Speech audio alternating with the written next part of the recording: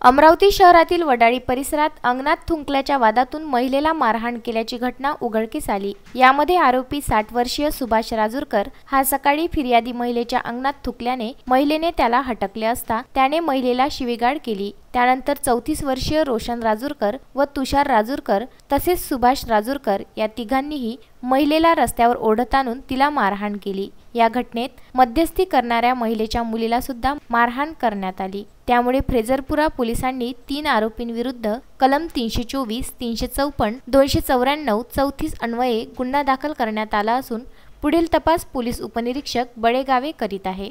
मला सर माझ्या मुलीला मार आहे। मी पोलीस स्टेशनला दाखवलं तर मॅडम म्हणत होते की त्या मुलीचं ट्रीटमेंट तू देऊ नको आणि माझं मंगळसूत्र सर 40-50 हजाराचं सर्व दानोफान झालं। माझे फक्त 4 मणी मिळाले, पूर्ण हरवलं सर, ते पण माझं मिळालेलं नाही। मी मॅडमला सांगितलं होतं ते पण मॅडमने त्याच्यात ॲड केलेलं नाही आहे। आणि दुसरी गोष्ट मला जे रिपोर्ट लिहिताना मॅडम म्हणत होते की इतकं लांब कशाला लिहिते, शॉर्टकटमध्ये लिही, पण माझ्यावर जे घडलं ते तर काही तिच्यात उल्लेख झालेलाच नाही आहे। त्याचा मला खूप पश्चाताप होत आहे sir. Bureau report, Vidarbha news, Amravati.